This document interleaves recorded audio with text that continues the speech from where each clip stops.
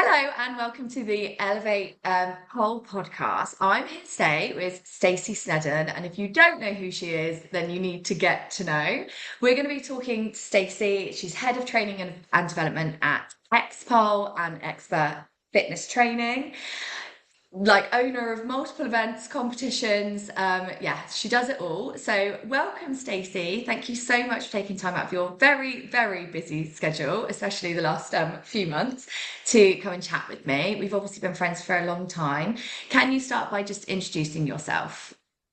I think you've just done it.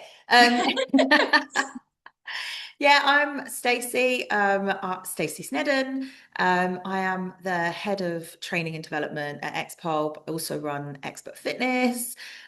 Plus, I'm the studio manager at Xpole Academy, and I co-own Pole Theatre UK and Elite Pole Championships as well.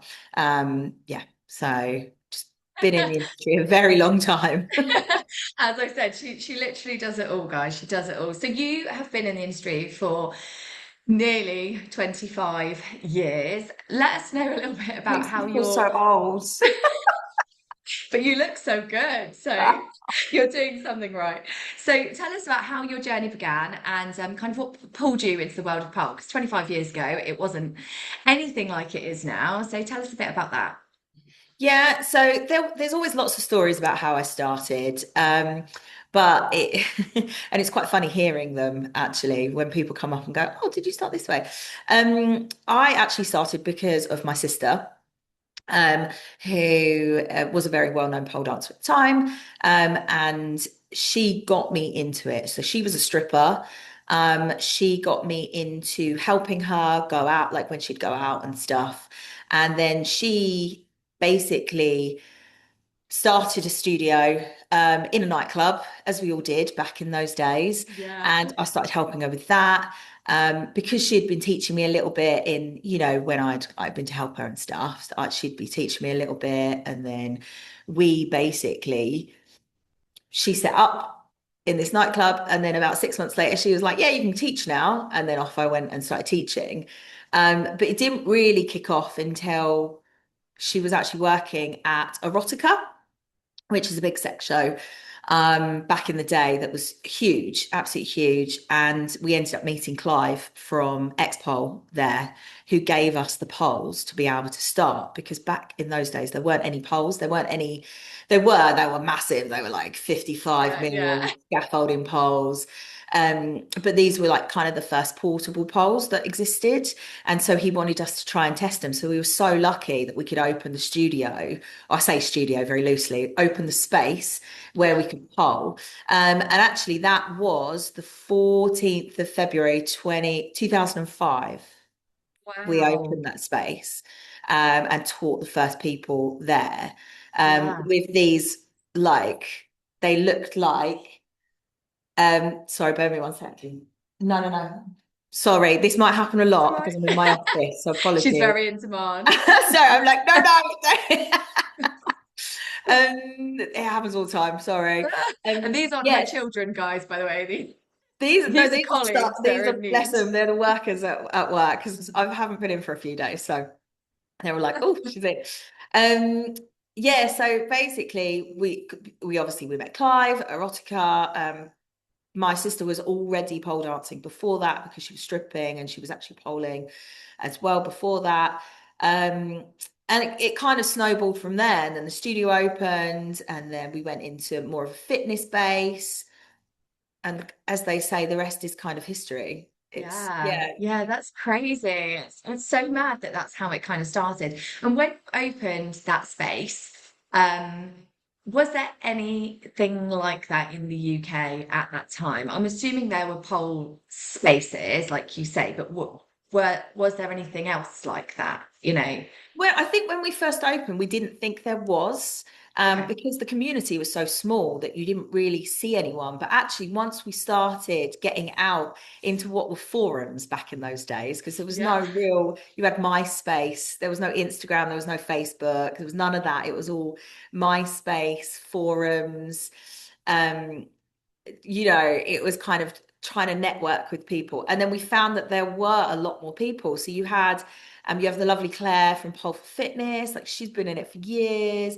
Deb Riley. Deb Yeah. Riley, I met at a pole competition in a strip club where they were all being judged by basically fake celebrities.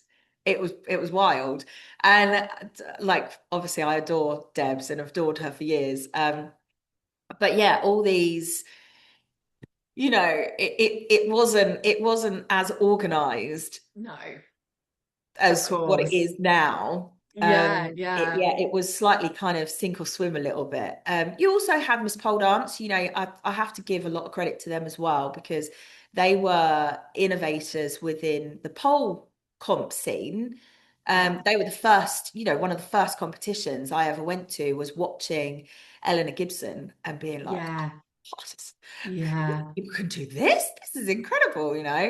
Um, and I think that's the thing. I think a lot of people don't know the history of the UK, like yeah, startup scene with all these insane, people that were all sex workers, they were all strippers, they all came from this industry and they wanted to bring it into the mainstream and they all worked really yeah. hard to do that. Yeah. So what was the kind of community and culture, like you say, it was very small in comparison to, I mean, it still is a small industry, let's be honest, although we like to think that we're, part of a huge industry. And of course it's grown so much. But what was the community like, back then in comparison, if you will, to now? Very different. I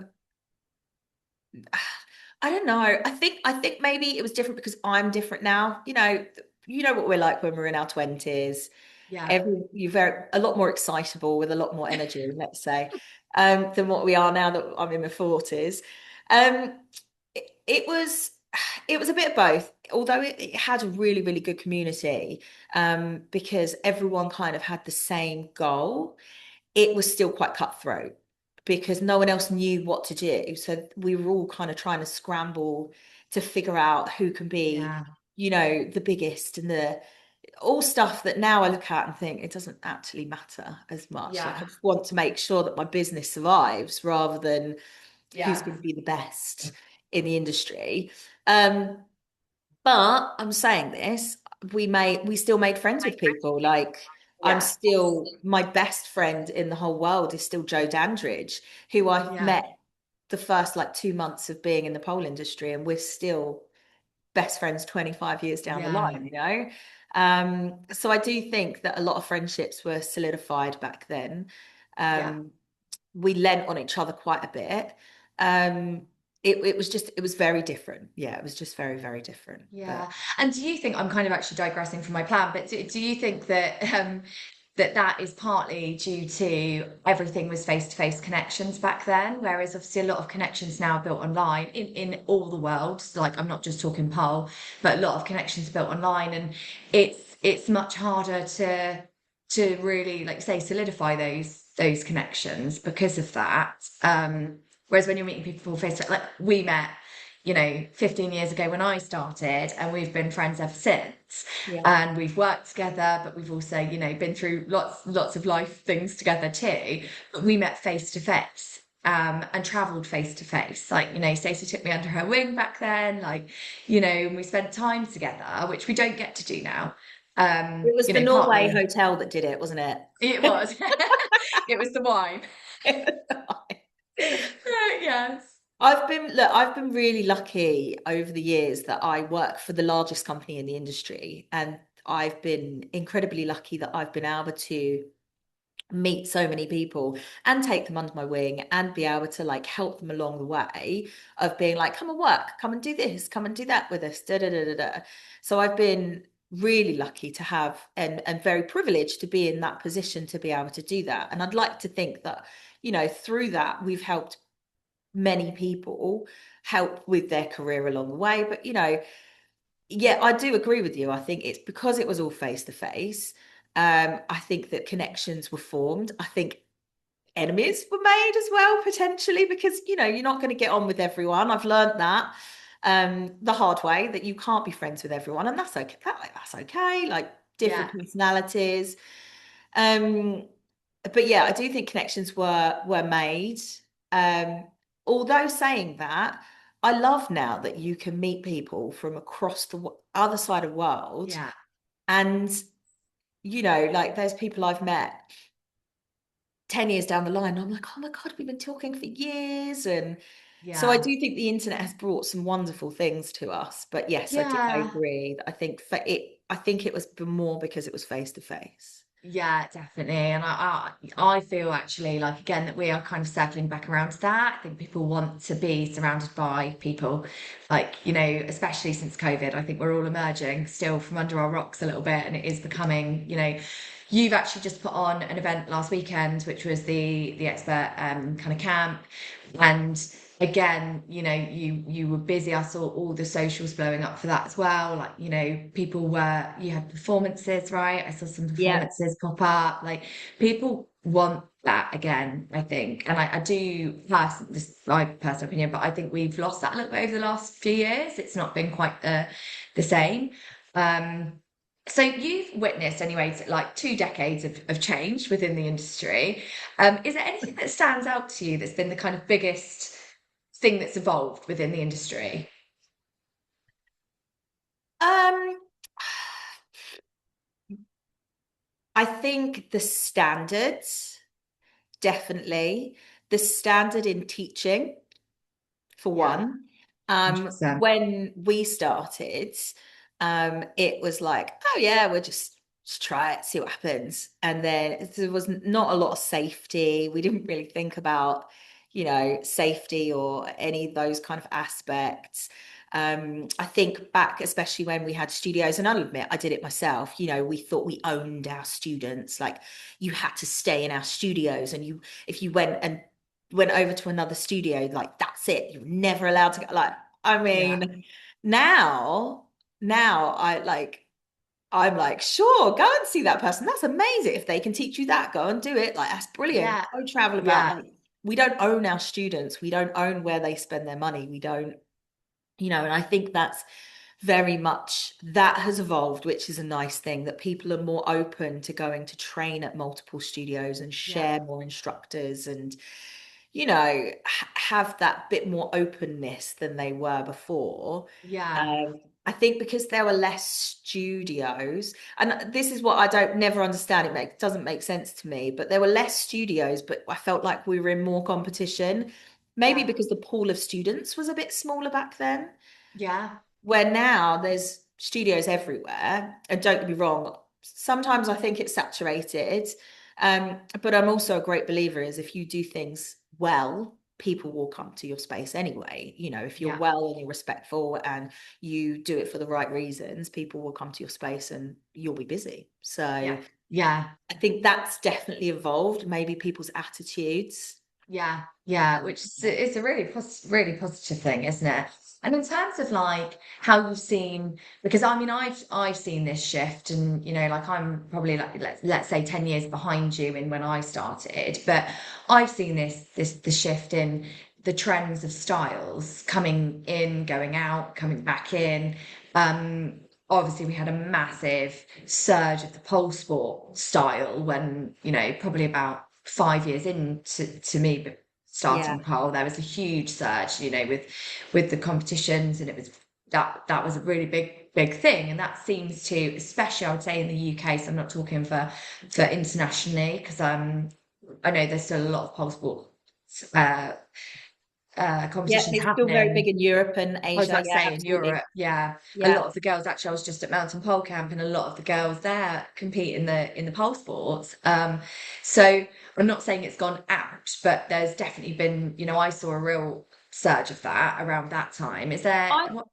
Well, I think the problem with it is, so when we first started, it was all strippers. It was the strippers that started this, and it always frustrates me when everyone's like, "Oh my God, you can't use that word." I'm like, but that's what it was. Like, Yeah, all the girls came out. They didn't, a lot of them still stripped and still had studios. They still do to this day. yeah, And there was nothing shameful about that at all. In fact, no, like I always loved it because I was like, oh my God, these girls just look so gorgeous. Like that's what yeah, I started for. Like that's what I wanted to do. yeah, And I never stripped. I there's so many rumors whether I did or not, and I can factually say I didn't. And it's not that I never wanted to, it's I never had the confidence to in Mm, myself. And then other things happened, and then I was just too busy to go and get that experience. But that's where it came from. All the girls back in the day that I was learning from and that I was working with, they were all strippers. And then they came up, and then as they started to get students from out other places started to come in. So then you had the cheerleaders that come in, and then you had the fitness instructors then started to come in. And then that's when it then started to become more fitness based. And yeah, again, that was okay. yeah. But the problem that happened is that at some point, someone, and I don't know who and how, but it then created this, well, you can't be a stripper. Well, that's not proper pole dancing. You can only be fitness.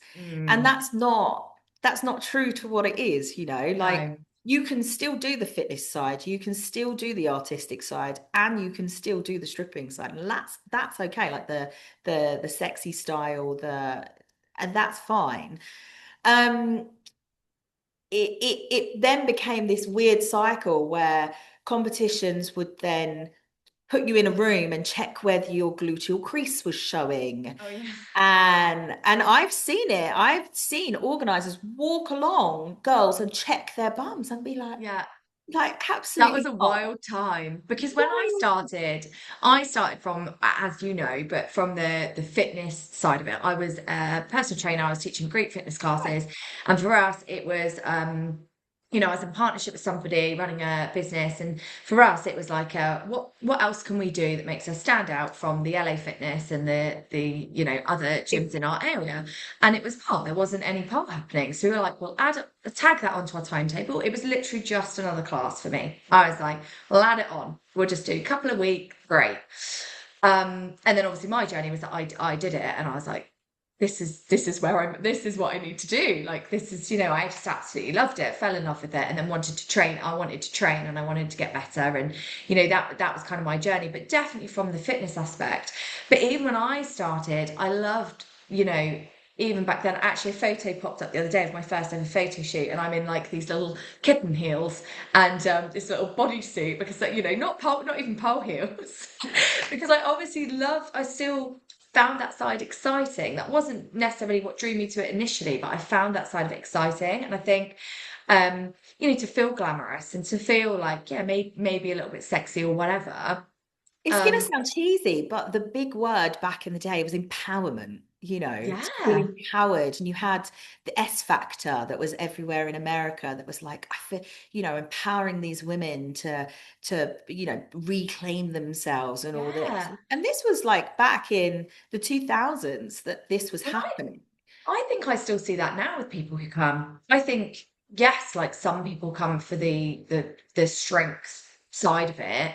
I think a lot of people come for, like you just said, that word. It is the empowerment of doing something, um, and just a bit different. And I think people still come to it for those reasons. So yeah, it's really interesting, like you say, how that's kind of evolved and how we've gone through those changes. And I feel like it's come back around um, in I terms think of it's like, definitely it does cycle. So we did the whole pole sports where sexy was bad word, and then Michelle Shimmy and Maddie Sparkles then brought out Dance Filthy, which then I brought over here, and then I actually remember having a compare on stage, being like, because I was so sick of seeing sports, and again, like I'm just not very sport. I'm more sporty now than I was back then. I just wanted to dance around and roll around. yeah, Um, and then I always remember being like, no, don't want to do this. We're like, I want to bring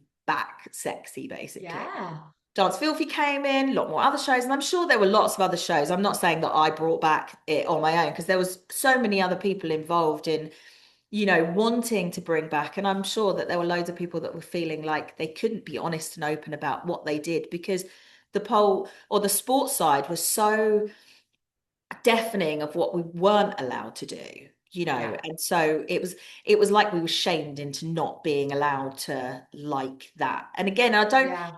I don't even know if they meant to do that. It just No. happened. Yeah. So then it went, and then we went sexy again. Then it went very artistic. So that's when the pole arts came out. We had pole art in, I think it was Switzerland. Oh, it all merges into one. But Yeah. then, we had very artistic, and then the likes of Zoraya Judd came out, and then Janine Butterfly, and then Felix Kane, of course, who all these incredible polars that Yeah. when they're bringing something a bit different. Mm. Um, so yeah, so it's doing these cycles. It's Yeah. definitely doing cycles, and I think it Yeah. will continue to do these cycles over the Yeah. years. Was dance filthy prior to pole theatre Yes. becoming a thing then? Um, Okay. no, pole theatre was first, then Dance Filthy was after. Yeah, and see, pole theatre as well was just brilliant at that time as well, because I think, that was again, I was probably nearing, I don't know, 8 years in the industry at that point or whatever, and it was so good because it brought together all of those things.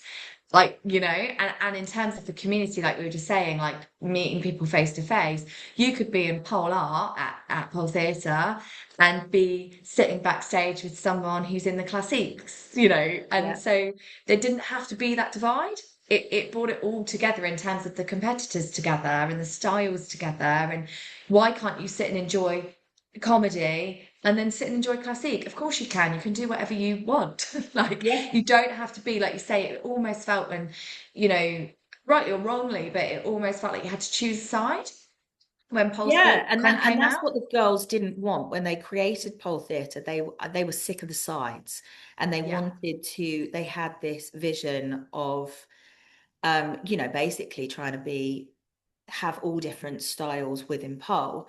Mm. Um, yeah, and I like to think that they did it, and they've done it, and I'm really proud to be part of the pole theatre journey through all of these years. And I still speak to Michelle and Maddie like Yeah. almost every other day. Yeah. Um, Although their lives are very different now. So where Yeah. I had babies back in the day, and so when they'd come and stay at mine, they'd be surrounded by my kids. Now when I go there next year for Pole Theatre Worlds, which we're announcing, um, Ooh. I'll be at theirs with their babies. So Yeah, it's I gonna be know. lovely. Yeah, yeah, it's really lovely. I think there's a big group of us. I mean, obviously they started before me as well, but I think there's a big group of us now who are mumming and polling at the All same morning time, polling. which is really nice because like, everyone's juggling it in their own way. But it's so nice, I think, to have that. There's a lot of us now. So in terms of the perception of pole then, do you think it's changed? Other people's like outsiders. Do you think, other people's perception has changed? Do you think we're still kind of like not fighting that battle? I don't want to say it like that because actually, if you're confident in what you're doing, you're not fighting anything, are you? Because you're just doing what you enjoy. But what's your opinion on that? So I do think it has changed. Back when I first started and I wanted to set up my own space, I remember walking in and I had Jacob, my oldest, who's now 17. So this is how long ago it was. He must have been about 6 months. And I walked into a fitness center and I was like, oh, I just really want to hire a space. Like I've got my own poles and da da da da da. And they were like, oh, no, this is a family space. We can't have you in there. And I was like, oh, I've got a baby and I'm married. I'm like, am I not a family? Like, Yeah, what's going yeah, on? And I walked out and I was in tears, and my husband was like, just give it time, Stace, give it time. And 2 years later, they called me and were like, oh, can you yeah. come and do pole? So it has changed. Did Where you say no? before, no, I did. I didn't. I'm not that silly. I went and rented it for years. Actually, it was. You might remember it, Goslin Sports Centre. Yeah, Yeah, for years and years, and it's. I always find it funny because yeah, I spent about ended up being about 6 years there in the end, and wow. before we ended up opening our own like dedicated space. Um, but it was people would it was like it was a naughty word, like, oh, I'm a Mm, pole dancer. Oh, sorry. mm, yeah, And I'd find that I'd apologize for my job a lot. yeah. Where Or now keep I'm it like, hidden. yeah, Yeah. there is some cases now, like especially having teenage boys, I Hmm. don't openly say what I do. Because boys, I say boys are boys, humans are humans. It's not even boys are boys, Yeah, humans are yeah, humans. And and there are some mean people out there. But I do think it's a lot more accepted. I think people want to try it a lot more. yeah, I think because it's so readily available now, where before it wasn't. yeah. Um, but there's always going to be small-minded people. Like it just, Yeah. you know, It's funny you talk about the kids as well, because I think this is the most noticeable thing for me is actually since the boys have been at school and kids are mean and playground parents are stuff. mean Like as well. we've not got to the point of the other children being mean yet. But it's more the parents and being wary of who I share with what I do. But on the flip side of that, I have to say I'm as same as you, but I'm very lucky to have a very supportive husband who he doesn't get it. He wouldn't get it if I was, feeling embarrassed, not embarrassed, but feeling like I couldn't say it, he would be like, I don't he doesn't get it. He's like, but it's what you do. Like it's your career. Yeah, You've be you've proud of worked it. really hard to do this. So I am a lot more confident now, I'd say, and actually just saying, yeah, this is what I do. And if they're not small-minded and they're willing to ask more questions, then maybe they'll understand it a little bit more. But if they aren't, then that's fine. Like, I think it's yeah, but I think it is also, like you say, any child, but with my boys as well, just I'm very aware of, yeah, Yeah, and of I that. also think it's an age thing as well. Like as I've got older, I'm Mm, less concerned of what the outside world kind of yeah, thinks. Like when I teach, I always say to people when they're doing their marketing that we're in this incredible bubble of yeah, like, if you showed me a picture of a kid on a pole, I'd be like, oh my God, that's so cool. Look what they're doing. So I tend to give any of our marketing actually to like a grandparent or someone of that age that potentially wouldn't have our view. Does that make sense? yeah, yeah, Um, absolutely. And I think as well, what you've done is amazing. Like the way that you brought your children into what you do, and they've got such good understanding. Like the boys are often at the competitions, like helping me carry my stock in to their and things dismay like now, to that. their Yeah. dismay.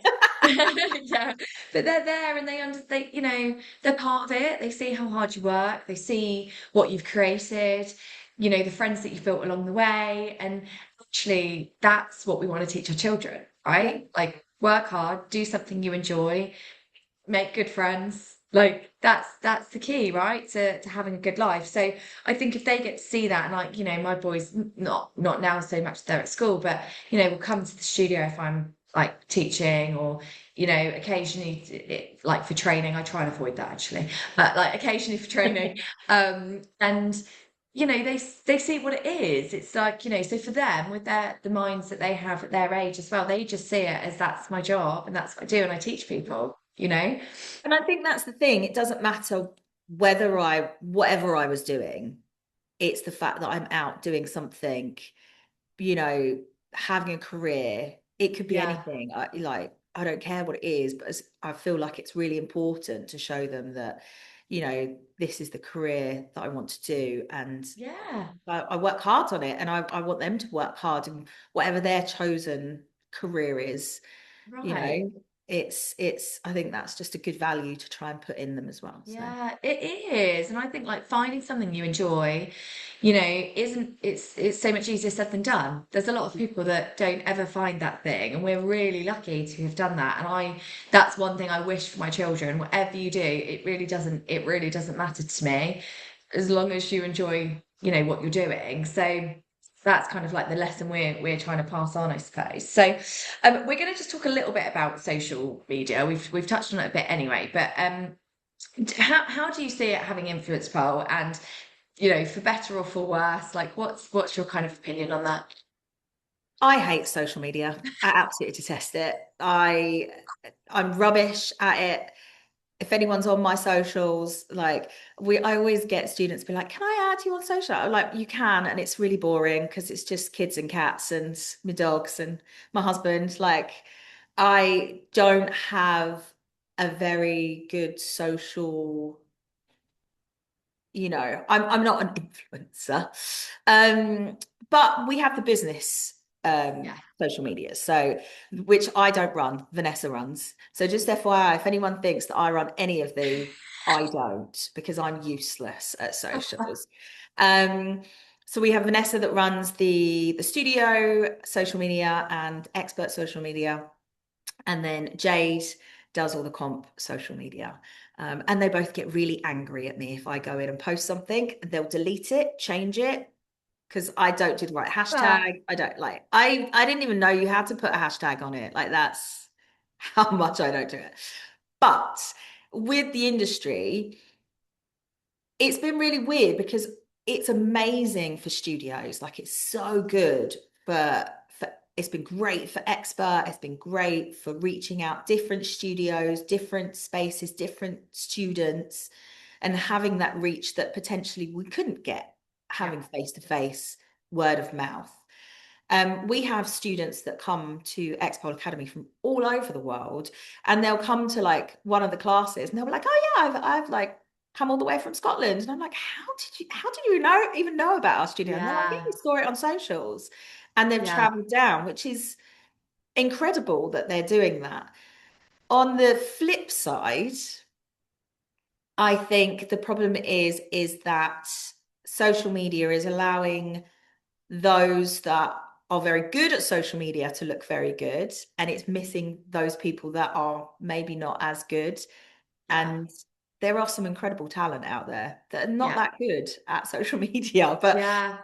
like there's people I see all the time and I'm like, let's take Amy Williams for instance, terrible on social media, absolutely terrible on social media, but an incredible talent. And you see Yeah. her and you're like, oh my God, you're amazing. Like, where, I mean, I've known Amy for years, but most people would be like, where have you been hiding?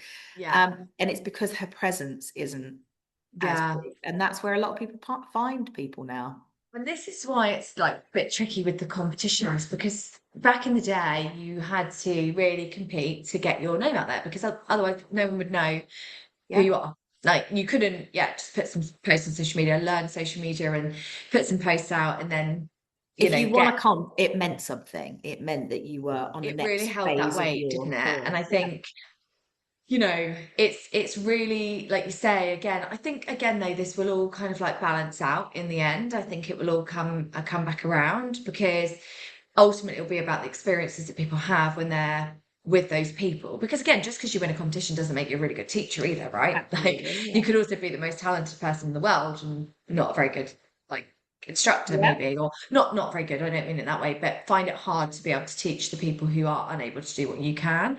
And I think it's finding that balance with it all. And I think it will, all kind of like I say, circle back around in one way or another. But What I yeah, mean, what it's I'd like is what I dream is that people come back to events. They come back to events. They come back to the studio. But I think you're right. You said it earlier. Is that we're all only just kind of, you yeah, know, popping our heads back out again. Like, oh, okay, the world is, okay again, kind of. yeah, yeah, Um, so I do think I agree with you. I think in the next couple of years, I think we're going to start seeing an increase in the events. And I mean, the event, there's so many comps anyway, but when you go to a lot of comps now, when we first started the comps, we'd have 800, 1,000 people I attending. know, Now we're yeah, lucky to get 200 through the door yeah, these days. So what I'd love is to be able to have an event. It doesn't even have to be, I mean, it'd be nice if it was mine, but just any event that where you can go and there'll be 1,000 people. yeah, Like I got back from PolCon in June, and that's such an amazing event that there are like 1,000 people milling around, and it's super busy, and it's like yeah, really inspiring to go in there and have all these like-minded people, yeah. all in one place. But Yeah, and we that's like what I'd need love. that back here, don't we? Definitely, Yeah. especially in the UK, I would say. I feel, you know, I, f- I see it when I go, especially to Europe. They've still got that vibe. I've not done PolCon, so I can't, but I know from you, the vibe is there, the people are there, and I feel like that needs to, Stacey, you need to. Absolutely not. Sorry. No chance. I'm trying to retire from stuff. Like I retired from doing the trusses this year. We've agreed that we're only doing the two events. Mainly because mainly because we're opening a reformer studio as well as we've got Ah, another pole studio. So we now currently have, not only do we have expert, which is obviously just absolutely insane at the moment, yeah, which is incredible. I couldn't have even dreamed that it had gone the way it's going. yeah. But we also have the studio, which we now have three spaces for pole dedicated to pole and Nice, aerial, and then we're just about to open an actual fitness studio, so like a reformer nice. Pilates studio. So that, and then that'll be an extra space. So I Yeah, don't have time. Sorry, someone else do it. yeah, I'll help. I'll help in any way I can, but someone else do it, yeah, please. yeah. We definitely need something like that, though, don't we? I think And we because, also need fresh people to do it. Like it's boring if it's just me doing it all the time. Like someone yeah, else do it because yeah. I like just attending sometimes. Yeah, I know, I know, I know, and I miss like when we go to like Pole Expo as well, like that's always so much fun, wasn't it, to go and do those events? But yeah, well maybe someone's listening and they'll be inspired. Yeah, well, look, if you're here, if you want to do it, we'll support you for sure. Yeah, yeah. So are there any new events that you're doing that I mean obviously you've just done the camp, so is that going to come back next year? What's happening? Yeah, the camps will come back next year. We're just reevaluating. I fully admit I messed up this year a little bit with the camp in the fact that I put flips and handsprings on the last day. Yeah, that's a Yeah, lot. I Yeah. know. So my scheduling definitely, and I like then you watch people and you're like, they're not going to make that. It's Yeah, not going to yeah, happen, especially when you can get 10 workshops over a weekend. yeah, And but if that's the worst that can happen, that's fine. We can schedule better next time. yeah. Um, but yeah, everyone, but the feedback we've had has been absolutely incredible. Everyone's been loving it. It was so nice to like hang out with all the students and Yeah, all the experts, and they did a little showcase on the Saturday night, and it just reminds me one of how incredibly proud I am of the team because they're just such amazing talent. yeah, Um, and we're all terrified performing, and then they just walk on stage and they're just it's just yeah, it's just the essence of yeah, just gorgeous. yeah, Um, so we've got the camps. We will do those next year, but again, I'm just gonna tweak a few things and hopefully, yeah. so it can improve every year. We've got pole theatre in April, and then we've got the Elite Pole Championships in July. The Pole Theatre Worlds is in October. Oh, Um, yeah. in So the yeah. UK. No, Australia. Wow. Oh, We're that's gonna go for some exciting. sun. Oh, yeah. Yeah, absolutely. Oh, that's amazing. That sounds amazing. And all those events are always so good. Like I think people don't, hopefully people start coming back to events to watch them, like you said earlier, because I think it's what inspired a lot of my students back in the day to compete. It Yeah. inspires people to give it a go, and I think it's kind of trying to bring that back a little bit because, like you say, that we need the new faces, we need the emerging people. So, Yeah. um, And that's the thing. I feel like that's, we want to see new people come in. We want to see the new talent. Like, what have they got? What are they inventing? Like, yeah, no matter what style it is, it's always like I always love the new edgework stuff. And there's a few mm, people like is it Coco Bajor?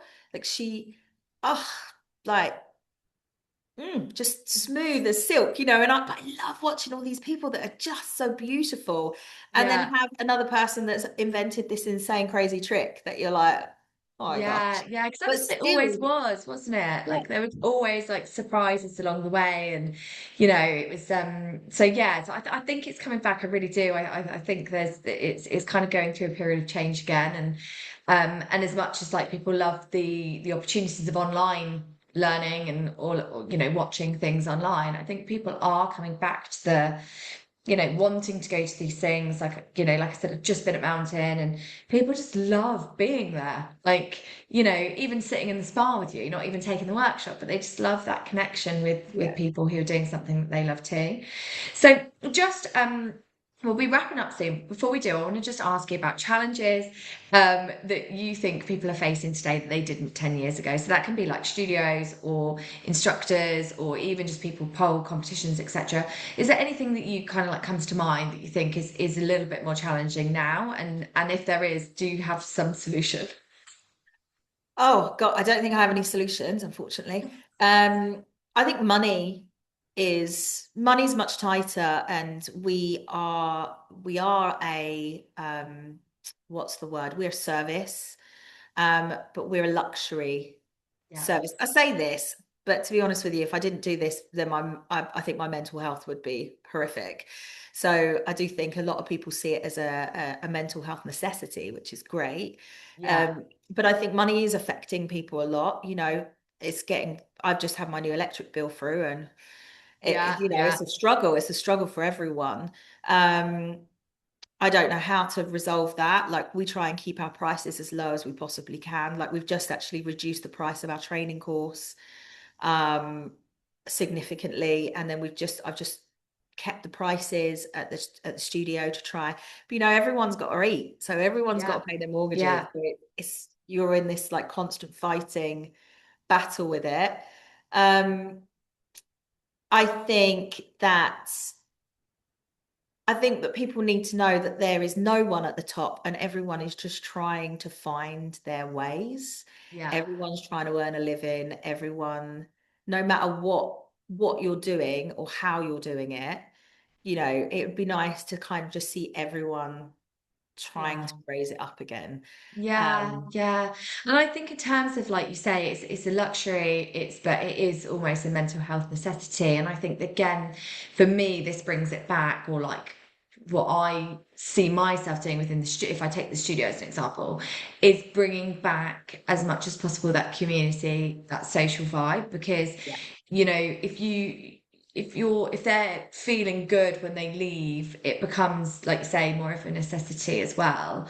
And we prioritize things, based on how they make us feel, really, don't we? So yeah, absolutely. um, I think that helps in creating those spaces again, and almost just looking inward. So not looking at the big, what more classes could we put on, or what can we like do? Actually, just bring it back in and like look We're doing after things your like people. Yeah, we're doing things like cinema nights and Yeah, socials, and yeah, we've got a showcase coming up, and they're yeah. only small, but these are all the little things They that the are, yeah, students remember, and then that's the thing they want. Like you say, it's yeah. that community again. So, and I don't think we've lost it. I just think a lot of us from COVID, all like you say, all kind of hid a little bit.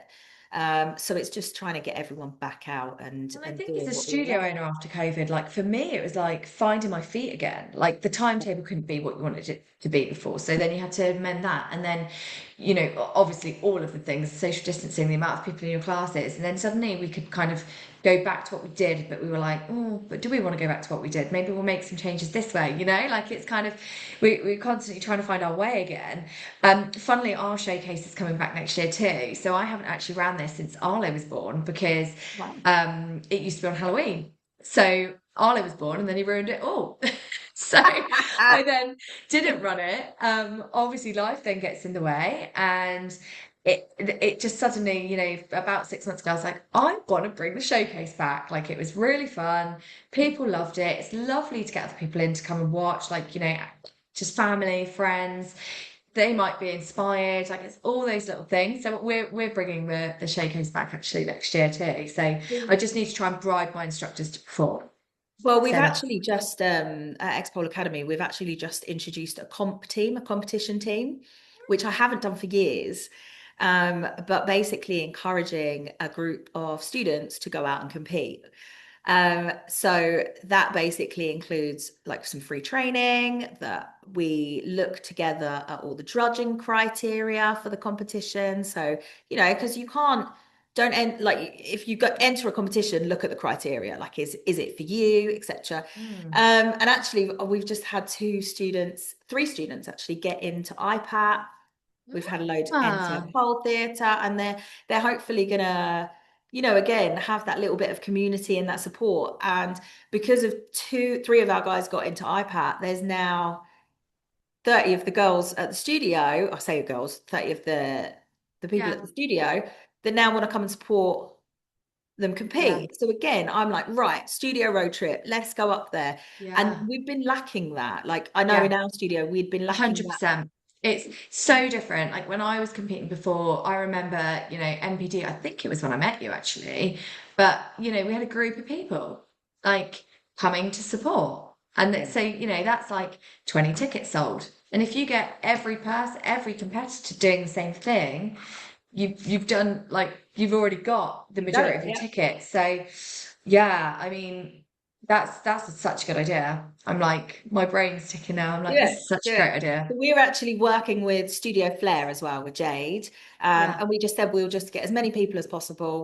We'll book all the tables together, and yeah, just again having that massive support of that yeah, other studios can support other studios, and that's okay. And they've got so many good showcases out there now. Like yeah, there was a studio over the weekend.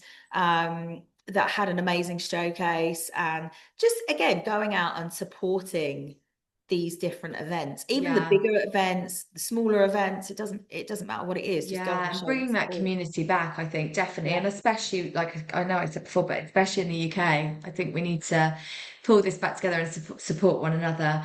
So. Just to kind of close, I want to know what has kept you passionate all of these years, like listening to you now, like you've been here 25 years, babe, and you're still so excited about the bowling. And I want to know how have Quite you kept sad, your really. passion? How have you kept your passion alive? Um, I, I'm so incredibly lucky that I have amazing people around me. Um, I have, we speak. Yeah, Once the when we talk, Charlotte, we can't. It only has to be once a month because otherwise we're on the phone for about 5 hours. So we have to take a day for our yeah, conversations. yeah, But if I'm incredibly lucky that I've found some of the most amazing people around me, like from my experts to obviously Sarah Scott is one of my best, yeah, closest friends. You've got Alicia, you've got all these people, Jade, Kirsty, etc. And they're all in the pole industry. And so they're all having similar things happen to them and being really, really open. And they just, having those people around me just really kind of drives me to make things better and to really, yeah, just carry on doing what I'm doing because I feel yeah, really grateful that I have, again, privilege that I have met these people and that I have a good job and we have a studio and we have comps and, I can earn yeah, a living out of the pole industry. yeah, Um, and so, yeah, that's it really. I just love pole. yeah, I always have it. It will always forever be my first love. Although I yeah, do aerial hammock, I do reformer Pilates, I do normal Pilates, I do everything else. But pole it still will always have my heart, I think. yeah. It rescued me when I was very young from some bad situations. And I think that I will always be grateful for that, I think. Yeah, Yeah. yeah. Oh, I love that. And finally, what advice would you give to someone, either studio performer, business owner, like who's entering the pole scene? Imagine someone's listening that's, like, oh, this sounds fun, and I'd like to maybe give it a go. What advice would you give? Do it for the right reasons.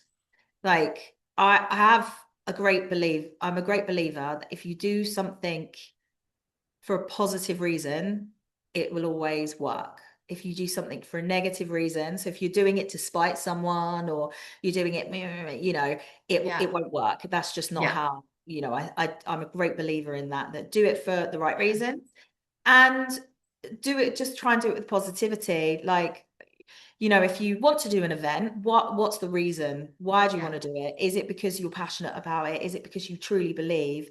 Even if it's you've been to an event and think I can do it better than that, that's okay. That's still fine. Go and do it, but have that positivity about you it have to because have that base though, don't you? Even if I know what you're saying about the do it better, but I think it's also just actually like the core reason. If it's more about because I'm passionate or I want to create I'm this, passionate and because I want that's to. yeah Yeah. the key. Yeah, I share that belief. That's amazing. Well, thank you so much. I could talk to you all day, babe. Thank you. Um, Thank you so much for coming on and sharing all of that. Yeah, and we'll speak to you soon. Bye.